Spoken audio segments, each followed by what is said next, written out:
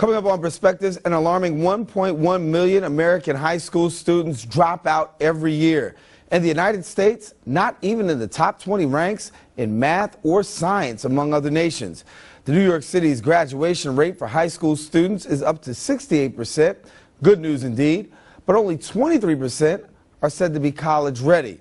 This is part 2 of a special 2-part edition of Perspectives. If you missed part 1, you better log on to our website or check us out on YouTube. But today we continue our discussion. Are we experiencing an educational crisis? I'm your host, Darren Jaime. Perspectives begins right now. What's on your mind? Let 'em know. What's on your mind? What's on your mind? Let 'em know. Anything relevant to life, you bring it to the table. Whether you make a move solo or a movement with a stable. No fables, just speak on your decisions. Cause in the long run, it's your voice, your views, your vision. Keeping it real with many messages for you to know. This ain't radio, but DJ runs the show. Entertainment, he rocks it. Politics, he locks it. The host with the most would handle any topic. Don't forget to share your perspective with shines of light. Cause it might make a difference in someone else's life. Make a difference. What's your perspective? Express what's in your heart and your mind. Share your perspective. What's your perspective? Let 'em know.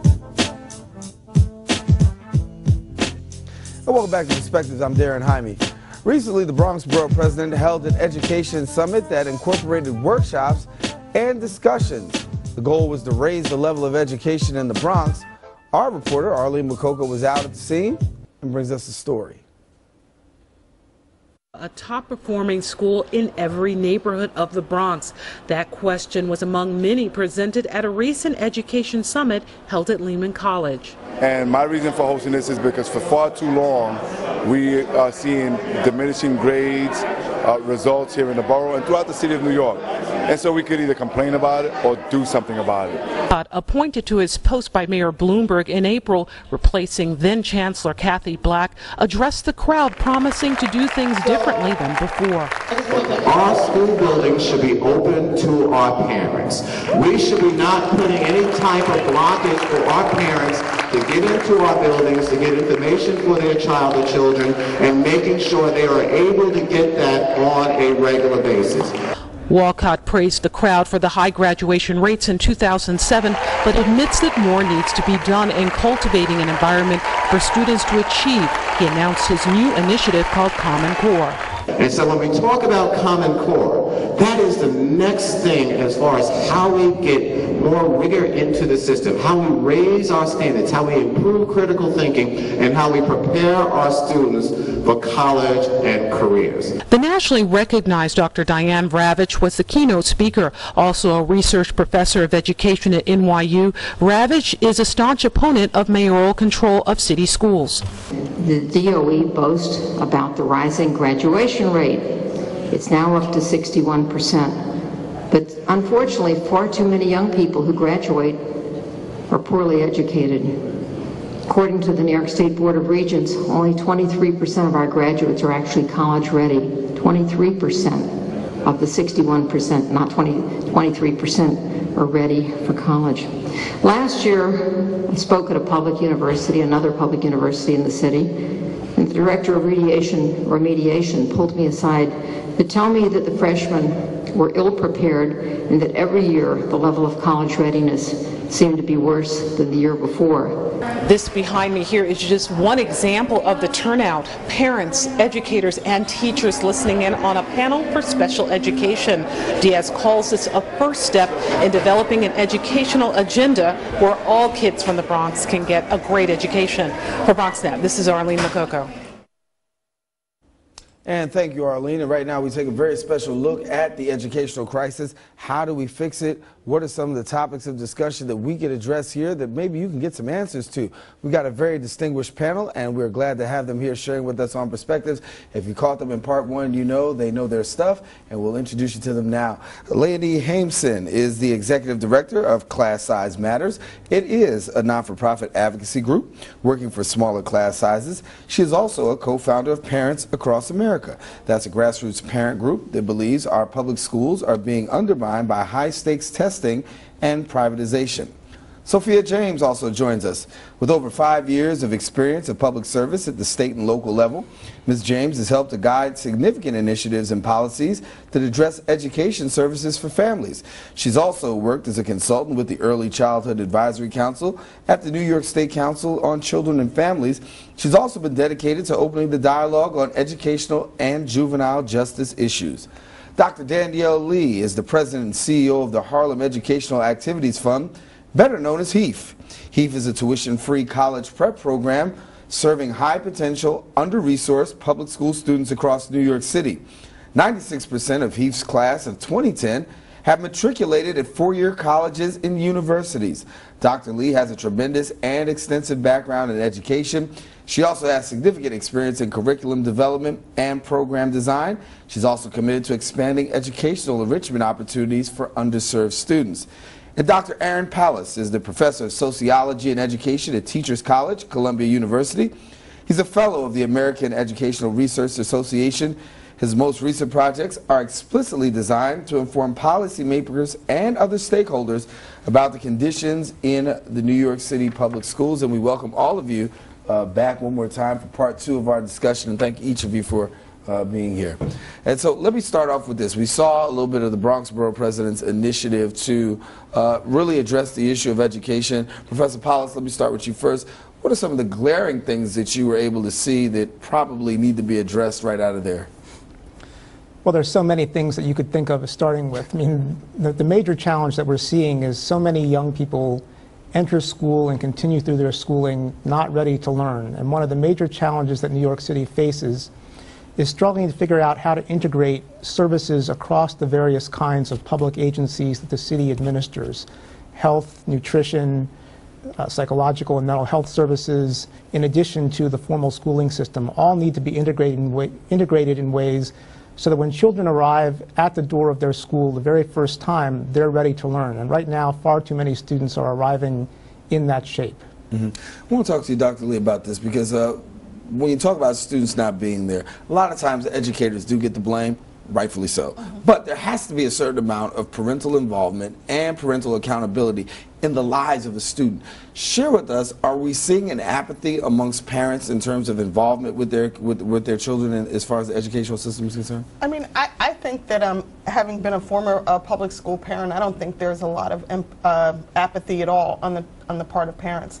I think one of the challenges is that we have this very suburban middle class view of what parent involvement looks like.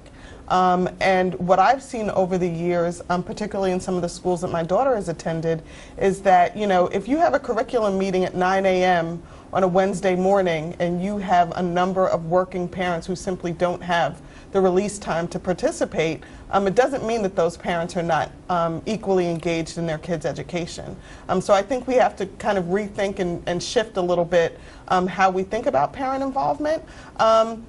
What I have seen is that a lot of parents begin to step back a little bit as the kids progress in their education, particularly during the high school years. So, you know, in elementary school, you see a high level of representation at a number of public schools on a parent-teacher night. By the time the kids get to 10th, 11th, and 12th grade, I think that any principal in the city could tell you that they're not seeing parents as present at those times. And I think just continuing to set a high bar in your household for what you expect in terms of outcomes and grades, and making sure that the kids have an environment that is conducive to kind of study time, taking advantage of after-school programs and college prep programs like HEAF, I think is essential. And I think a lot of parents sometimes feel like if there's not a crisis at that level, then there's no immediate need for them to intervene. But I think that kids of every age are always looking for us to set a high standard. And the other thing is that, you know, schools have not been as open as they would have us to believe in terms of parent involvement. I'm going to come to you on this because, you know, we talk about parent involvement, and sometimes parents do want to be involved. But, you know, admittedly, if I talk to some parents out there on the streets, that's what they tell me. Red tape. They tell me bureaucracy. They tell me that I fight the system at work. I don't need to fight it at school, especially my child's education. Agree, disagree?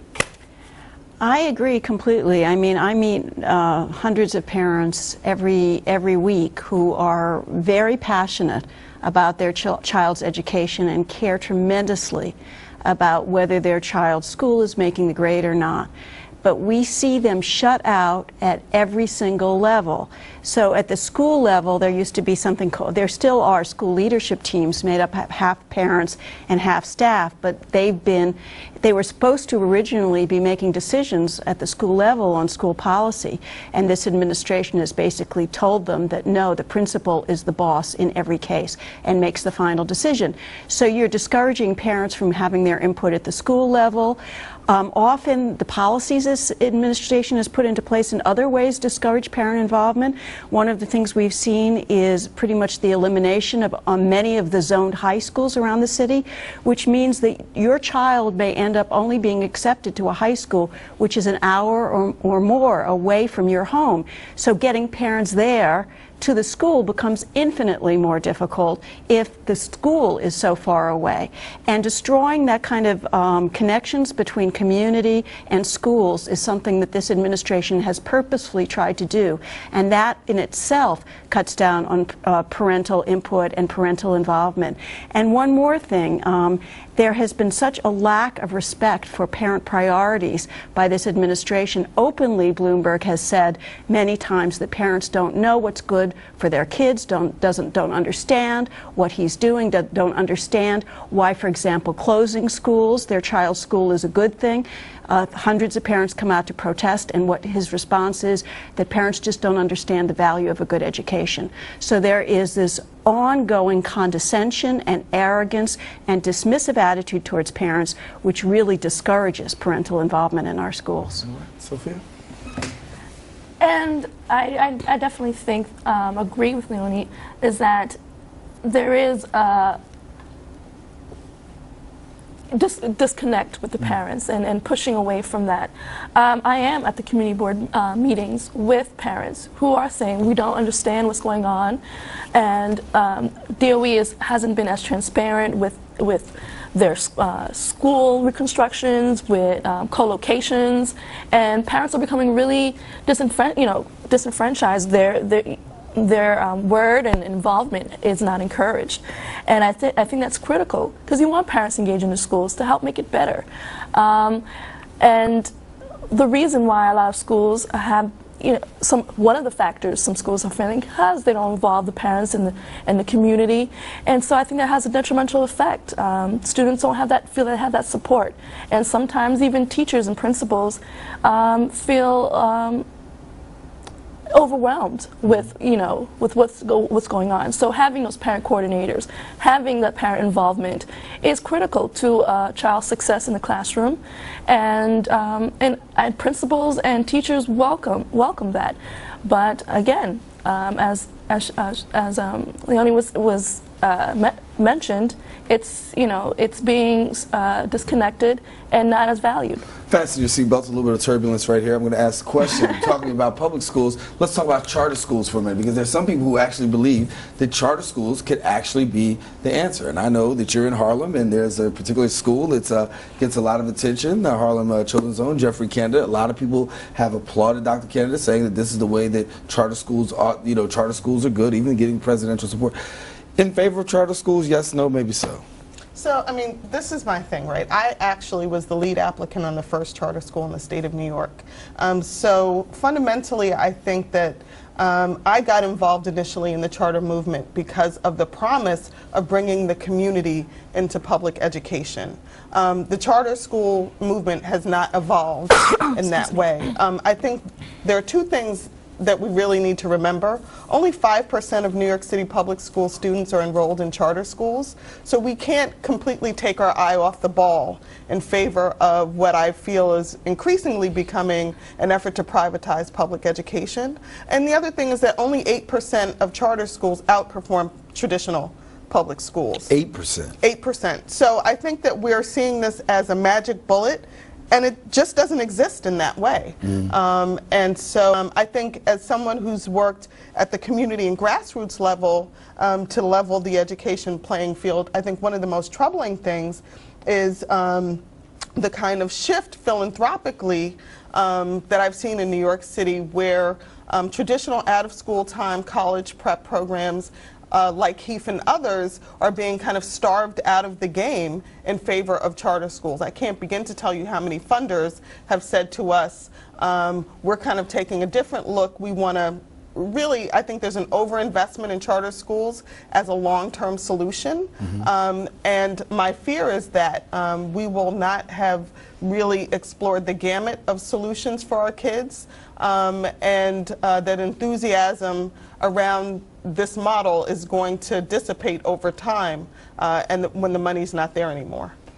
You mentioned the Harlem Children's Zone, and I think one of the things that's important to recognize is that the zone is more than just the charter schools that are located within it. There are a couple of Promise Academy, which is the name that Jeffrey Canada gave to the charter schools, but those are surrounded by a set of programs that are really designed to transform the capacity of a community. Baby college, college advising, a variety of support services for parents and children that go well beyond what's happening in those charter schools. So I think it's a misrepresentation, unfortunately, that it's common to think that the Harlem Children's Zone is just those charter schools. And frankly, those charter schools, they're doing okay, but they're not knocking the doors down on the kinds of outcomes that we tend to look at these days, which tend to be test scores. They're not really excelling. And I think that is one risk that we've got, is that we have so few metrics with which to compare schools that we're in the unfortunate position of relying very heavily on state test scores as a way of making comparisons across schools. And in the long run, no kid is ever going to get a job because of how they did on a state test. It's going to depend on their ability to demonstrate a much deeper kind of knowledge than can be shown on those kinds of tests. Get the feeling that charter schools are a little overrated. Agree, disagree? Well, I travel around the city a lot. So I'm in Bronx one day, Brooklyn the next day, Queens, and I can tell you there's no, and I'm talking about class size most of the time, which is a very hot button issue for parents, but I can tell you there is no issue that's more contentious right now than charter schools. And how public school parents feel that this administration and the powers that be completely favor the charter school students over their own students in the public schools. And they feel like they are sort of like Cinderella, who's been taken over by the evil stepsister, mother and stepsisters, and they're left to sort of like clean up the ashes. And this subject comes up over and over again, even though in some of these communities there aren't that many charter schools. So there's something about the way this administration has put charter schools into existing public school buildings where they have taken away valuable space from the existing school, and the way they have promoted charter schools so much more so than the schools they themselves run, which makes public school parents feel like they're literally being discriminated against. Another issue with charter schools that is very clear from looking at the data, even the successful charter schools in New York City have very high rates of teacher attrition and often student attrition, which means that they have trouble keeping their own teachers. Often they have trouble keeping their own principals. And that's a sign that things are not all that well run in terms of the charter school. Why would we be losing teachers and principals and things of that nature with such a high attrition rate? Well, many times the teachers who work in charter schools feel like they are pushed to the limit in terms of the amount of hours they have to work, how responsive they have to be 24 hours a day, and that they're overwhelmed with the goal of trying to make sure that all these kids do well on the tests and succeed. And we also see very high rates at certain schools of kids getting pushed out of charters when they're not making the grade. And I also meet a lot of very disaffected former charter school parents who feel that either their child was pushed out or was very excessive disciplinary procedures were imposed on them, so much so that they became very disillusioned and discouraged, and their kids woke up in the morning crying and didn't even want to go to school anymore. So there are a lot of problems with various charter schools. I think there are some that do an excellent job, some that do a good job in terms of test scores, but at a very high cost to the kids, and others who are not succeeding at all. Sophia, charter schools the answer? Well, just as she was speaking, I definitely agree that for me, it's just as much as there are good and bad charter schools. It goes the same with public schools. I think that we do put a heavy weight on charter schools as the answer to all, and it's not. I think the presidents just offered parents a school choice. If their public school was basically falling apart, you have a chance to offer your child a more promising education, something more functional for you and your children. However, I do think that charter schools are becoming a little bit overwhelming in just the fact that they are placing it in other schools, and I think that's what's causing also just overcrowding and parents not supporting the whole charter school aspect. I think it's becoming a little bit too heavy on a lot of things, and I think that we need to look at better ways of expanding educational thought and also presence. So, and as Dr. Lee spoke, we need to just look at different ways of teaching our children, rather than just harping on charter schools. We talked a little bit about charter schools. I want to talk about educational funding as it is per se. For those of you that don't know, the New York City public school system governed by a $24 billion budget, $24 billion that flows through the New York City public school system from year to year. Obviously, when you got money flowing like that, the questions are saying, how could there be any problems whatsoever? You got all this money out there, but yet and still, some gaps need to actually be filled, and some money needs to probably be redirected. Let me let you play CFO for a few moments. Look over the budget. What things could we see in terms of educational funding that you would see implemented and/or changed? That obviously teacher quality is a big part of how we need to be allocating resources, and that means that I think constantly shifting curriculum priorities is very disconcerting for teachers, having been a teacher myself. The other challenge is that when you introduce a reform without the appropriate implementation support, teachers are only really implementing a small portion of that full model. And so, I mean, I think that's a big part of it. I think that decreasing the bureaucracy and bringing resources back into the building, particularly around meeting the social and emotional needs of kids, is incredibly important.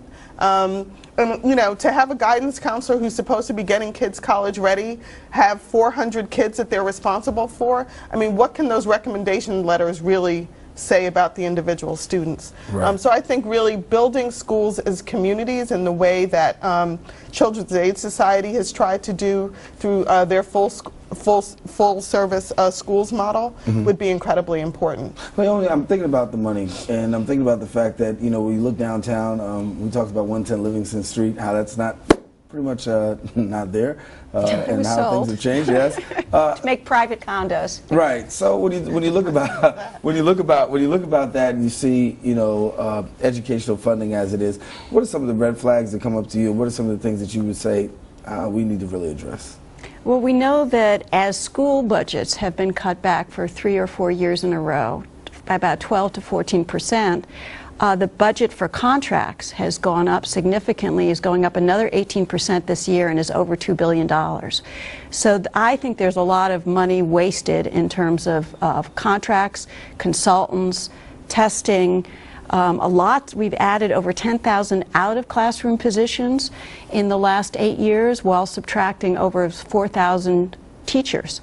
So we have real strange priorities in terms of investing in all sorts of things and spending money in all sorts of ways that do not directly improve the quality of education in the classroom. And as you know, one of the ways that I believe should be addressed is the class size. So as spending has gone up overall every year and continues to go up, and has gone up 50% or more under this administration, the number of teachers have been reduced, and class sizes, as I said earlier, are the largest that they've been in 11 years in grades K through 3. So obviously we are not investing in the classroom. We are not investing in those things that the teachers say they need to succeed to allow our children to succeed. Dr. Powell, you said at the college level, I want to ask this question, because when you see people come through the door, obviously, as we talked earlier on, they're not really ready college ready. As a matter of fact, we're saying 23% are about college ready. What can we do, educational funding, to help to make these kids more college ready? Well, it's hard to know where in the lifespan of a child's career it's most important to invest first, but I would say early. So I think that the fact that so many kids start school not ready to learn puts them on a trajectory that makes it hard to catch up. And so investing early is probably where I would want to do that. And with regard to things like class size, the evidence seems to be pretty strong that smaller classes in grades K through 3 is where we get the biggest return to class size reduction. It may also be where we have the greatest return to having teachers who are more qualified as well. So I think that you can't ignore the high school years. You can't ignore any years. In New York City, the middle school years seem to be the ones where it's kind of a black hole, where kids seem to be on a trajectory to do reasonably well, and then something happens, and during the middle school years they decline. We don't really know why that is yet, and that's also, I think, an area for concern. All right. We got under 2 minutes left, so I want to give people an opportunity to find out more about you and your organization. How can they do that? And I'll start over here, and we'll work our way around. Okay, so my organization is called Class Size Matters, which is at www.classsizematters.org. I'm also associated with a new national group called Parents Across America. You can Google that. And we also have a blog that we update almost every day called the New York City Public School Parent Blog, where you can get a sense of what parents feel about the issues that are affecting our schools. Sophia? Well, I would definitely advise that parents start looking at more community involvement for schools, and what I would recommend is the Children's Aid Society's National Center for Community Schools.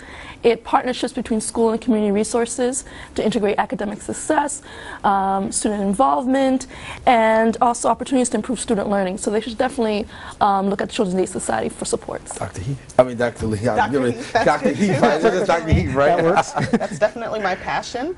So again, I head the Harlem Educational Activities Fund, also known as HEAF. We can be found at www.heafrank.org. But if you're looking for an after-school program for your young person, I would say visit www.pacesetter.org. The Partnership for After-School Education is a citywide resource in terms of what's available for our kids after 3.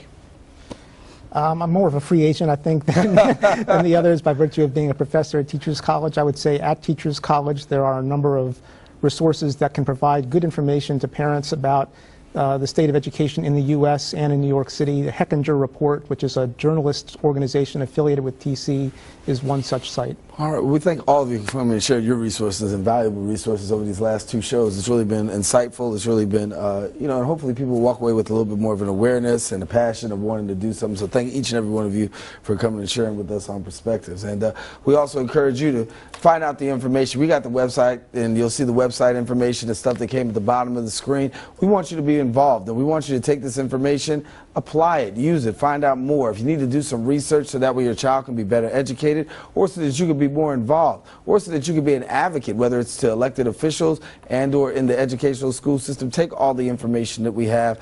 Please use it to the advancement of our children and the educational crisis that we are now facing. And unfortunately, we've reached the end of this special 2-part episode of Perspectives. If you missed any of it, be sure to log on to our website, www.BronxNet.org/perspectives. And don't forget to leave your comments about this topic. You can also email us at perspectives@bronxnet.org, and you'll be able to leave some information there.